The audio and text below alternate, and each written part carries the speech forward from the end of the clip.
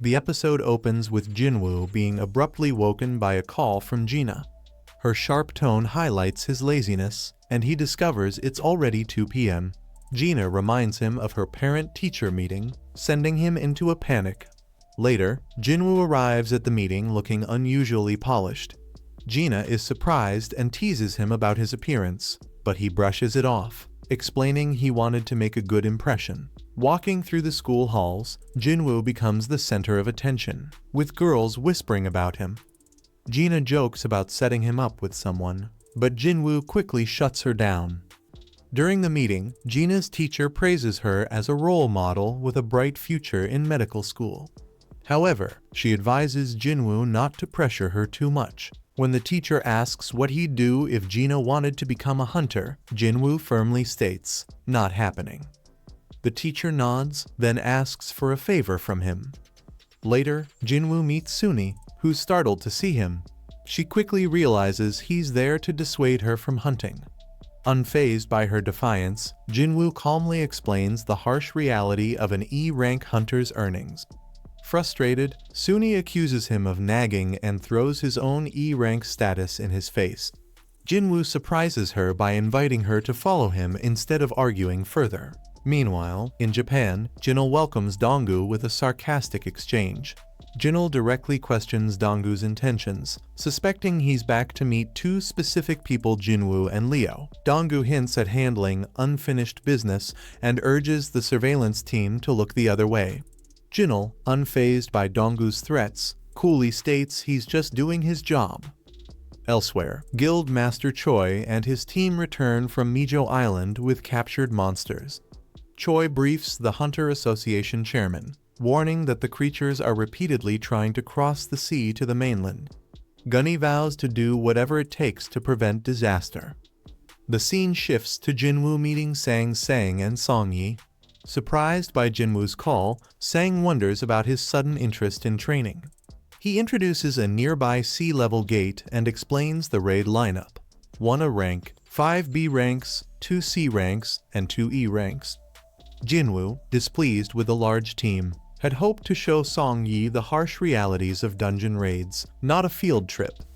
Despite his reluctance, he agrees to observe. As the team enters the gate, Jin-Woo senses danger. The gate glows red, signaling a trap. Jin-Woo tries to escape and barely manages to warn Sang to call for backup before being sucked back inside. Sang quickly contacts Beak, who rushes to assist. Inside, the team finds themselves in an endless snowfield. Panic sets in as they realize the gate has vanished. Kim Cha steps up, explaining they're trapped in a red gate, a dungeon where all contact with the outside world is cut off.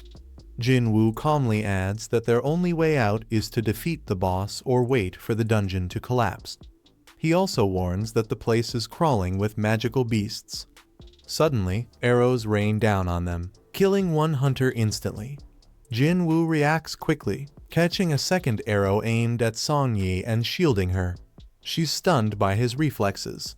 The group realizes they're surrounded by ice elves, deadly hunters known for their brutal efficiency. Jin-Woo notes how their distance masked their presence and admits that, 2 months ago, he wouldn't have survived this. The ice elves retreat, leaving the group shaken. Kim Cha takes charge, declaring that no one's coming to save them. He insists they follow his orders to survive. To improve their odds, he proposes splitting into 2 teams, warning that staying put risks freezing to death. Most agree to follow him, but he coldly singles out the weaker members, refusing to take them along, claiming they'll only slow the team down. Kim Cha lays it out bluntly. 1 day inside this dungeon equals an hour outside, meaning they could be stuck here for months trying to beat the boss or waiting for the dungeon to collapse. With a frosty tone, he dismisses the weaker members as dead weight, promising to come back for them if they survive.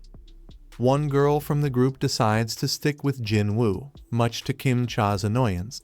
He thinks she's making a foolish choice, but she quietly tells Jin-Woo she saw his reflexes earlier and is convinced he's far stronger than he lets on, possibly even a rank or higher. Jin-Woo, as always, neither confirms nor denies. Kim Cha confidently declares he'll take the main road, assuming it's the safest.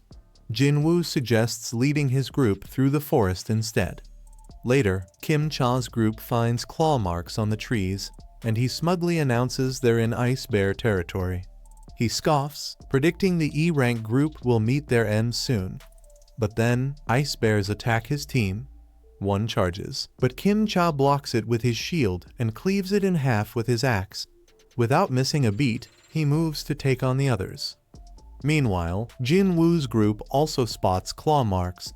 The girl warns they're in Ice Bear territory and suggests retreating, but Jin-Woo insists they go deeper. He explains that the bears are the only danger here, and they're far less deadly than the elves waiting outside. She realizes he's right, no other magical creatures would dare step into Ice Bear turf. As the air grows colder, Jin-Woo casually pulls coats from his subspace inventory and hands them out. The group is amazed, gratefully bundling up, but one member can't help but ask, "Who are you?" Jin-Woo dodges the question, simply saying it's his job to protect them. "Don't ask too much," he adds with a grin. Just then, a massive ice bear emerges from the shadows. Jin-Woo steps forward, calmly switching his title to Wolf Assassin as he prepares to fight.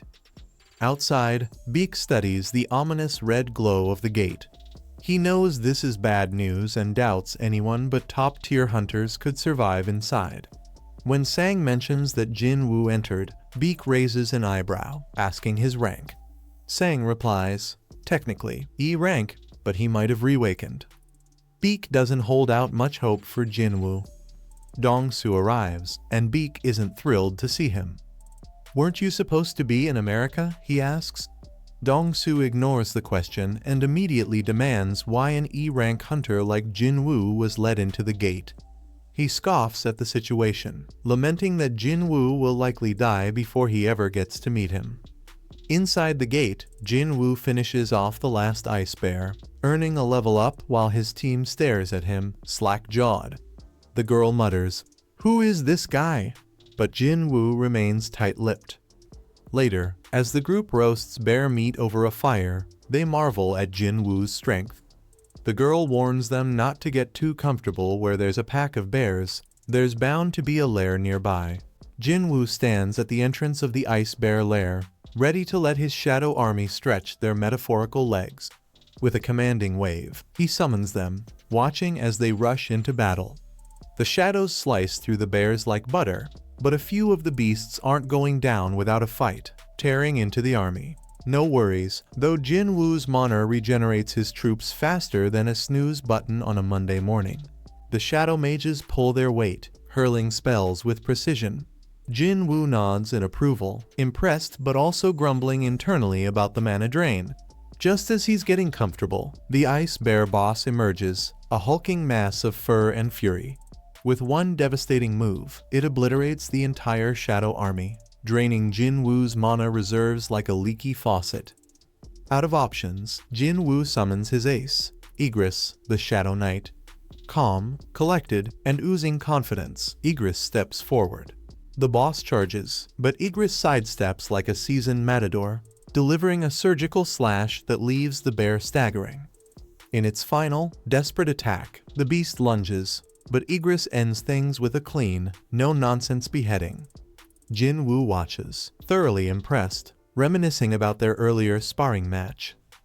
"If Igris had used his sword back then," he muses, "I wouldn't have stood a chance. Heck, I might still not stand a chance." He gives Igris a well-earned nod of approval. Meanwhile, things aren't going so great for Kim Cha. His team is decimated by the Ice Elves, leaving him the last man standing. With panic in his eyes and survival instincts kicking in, he does what any self-respecting tanker would do in his situation. He runs. Fast. And that's where we leave things. Don't forget to hit subscribe, you wouldn't want to miss what happens next, would you?